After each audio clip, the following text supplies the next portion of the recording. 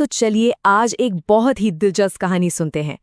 कहानी है हरी की, जो एक मेहनती कारोबारी था, लेकिन उसकी मुश्किल एकदम अनोखी थी।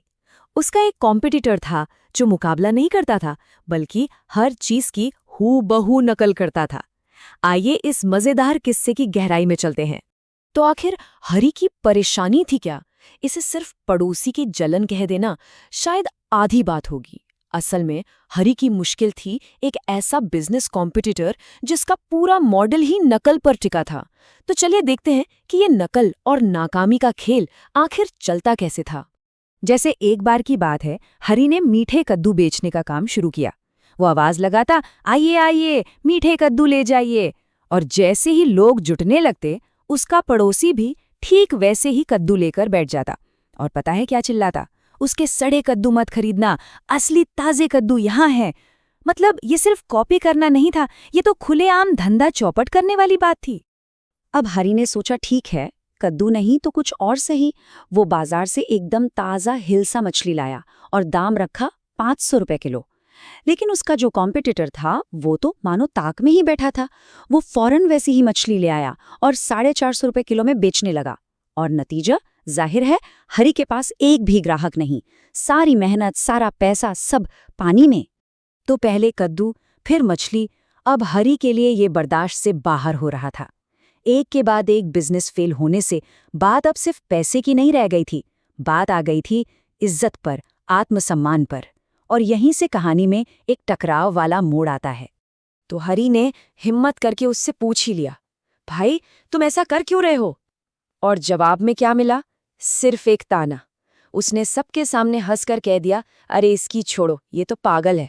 बस यही वो बात थी जो हरी को चुभ गई। ये सिर्फ बेइज्जती नहीं थी, ये एक तरह से उसकी हिम्मत तोड़ने की आखिरी कोशिश थी। अब इसके बाद हरी पूरी तरह से टूट गया। उसे लगा कि भाई इस आदमी से जीतना तो नामुमकिन है। वो घर आया और अपनी पत्नी से साफ साफ कह दिया, सुनो, अब मुझसे नहीं होगा, मैं आज के बाद कोई काम नहीं करूंगा। लेकिन कहते हैं ना, हर रात की सुबह होती है। हरी तो हिम्मत हार चुका था, लेकिन उसकी पत्नी जो ये सब खामोशी से देख रही थी, उसके दिमाग में एक कमाल का आइडिया आया। एक ऐसा प्लान जो उस नकलची की सबसे बड़ी आदत यानी नकल को ही उसका सबसे बड़ा दुश्मन बना दे। तो प्लान कुछ ऐसा था, 4 स्टेप्स का। स्टेप 1, घर की छत पर एक बड़ा सा कमरा जैसा बनाओ, पूरी तरह से ढका हुआ। स्टेप 2, उसमें चुपके से बकरियां ले आओ और पालो। स्टेप 3, बाहर सबको ये बताओ, एक झूठ फैलाओ कि छत पर तो मछली पाल रहे हैं। और सबसे जरूरी स्टेप 4, बस इंतजार करो, इंतजार करो कि कब वो नकलची इस झूठ को सच मानकर कॉपी करता है। तो प्लान तो बन गया, अब बारी थी उसे एक्शन में लाने की, जाल बिछाने की। और इस खेल का सबसे बड़ा मोहरा कौन बनने वाला था? कोई और नहीं, बल्कि उस कॉम्पिटिटर की अपनी पत्नी। तो एक दिन मौके से प्रतिद्वंद्वी की पत्नी घर आई चाय पर, और उसने पूछ ही लिया कि अरे ये छत पर क्या बनवाया है? बस हरी की पत्नी तो इसी का इंतजार कर रही थी। उसने एकदम धीरे से राज बताने के अंदाज में कहा, अरे दीदी, किसी से कहना नहीं, हमने तो छत पर पानी भर के मछलियां पाली हैं, बहुत महंगा वाला काम है। जबकि असल में वहां क्या था? बकरियां। अब कहानी में एक और ट्विस्ट आया। बात करते करते अचानक एक बकरी मिमियाई। पड़ोसन में चौंक कर पूछा, ये आवाज कैसी? पर हरी की पत्नी भी कम नहीं थी। उसने फौरन बात बनाई, अरे कुछ नहीं, पास में ही कोई बकरी होगी। और बस उस औरत को तो पक्का यकीन हो गया। वो तो ये सीक्रेट खबर अपने पति को बताने के लिए उतावली हो रही थी। और जैसा सोचा था ठीक वैसा ही हुआ। जैसे ही पति को ये बात पता चली, उसकी आंखों में लालच की चमक आ गई। उसने सोचा, अच्छा तो ये है इसका नया सीक्रेट, अब देखता हूं, मैं भी यही करूंगा और इससे डबल कमाऊंगा। बिना एक पल सोचे, बिना दिमाग लगाए, उसने बस आंख बंद करके नकल करने का फैसला कर लिया।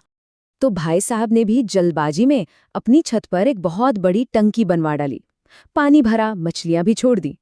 पर एक छोटी सी बात सोचना भूल गए कि क्या उनका कच्चा पक्का घर इतना वजन झेल भी पाएगा? और फिर वही हुआ जिसका डर था। पहले दीवारों में दरारें आईं, फिर पानी टपकना शुरू हुआ, और कुछ ही दिनों में धड़ाम, पूरा घर पानी से बर्बाद हो गया। और इस तरफ हरी का क्या हुआ? उसने अपनी बकरियों के बड़े होने का इंतजार किया उन्हें बाजार में बेचा और पूरे 90,000 रुपए का मुनाफा कमाया। तो देखिए, एक तरफ थी बर्बादी, अंधी नकल का नतीजा, और दूसरी तरफ थी कामयाबी, अक्ल से बनाई गई एक योजना का फल। अब जब सब कुछ लुट गया तो वो बौखलाया हुआ कॉम्पिटिटर भागा भागा हरी के पास आया जवाब मांगने।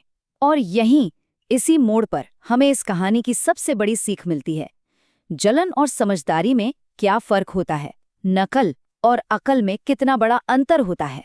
इस कहानी का मैसेज, इसका सार बहुत ही सिंपल है। एक पुरानी कहावत है ना कि जो दूसरों के लिए कुआं खोदता है वो खुद ही एक दिन उसमें गिरता है। जब आपकी नींव ही किसी से जलने पर और उसकी अंधी नकल पर टिकी हो तो उसका अंजाम तो बुरा होना ही है। लेकिन एक मिनट, ये कहानी खत्म होने से पहले एक सवाल जरूर छोड़ जाती है। ये जो हरी की पत्नी ने किया, क्या वो सिर्फ एक चालाक बिजनेस स्ट्रैटेजी थी, एक गलत कॉम्पिटिटर को रास्ते से हटाने के लिए? या फिर ये एक सोचा समझा बदला था उस बेइज्जती का, उस नुकसान का जो उन्हें सहना पड़ा था? सोचिएगा जरूर कि स्मार्टनेस और रिवेंज के बीच की जो लाइन होती है वो कितनी पतली होती है। खैर, इसका जवाब तो हम सब अपने अपने हिसाब से ही सोच सकते हैं।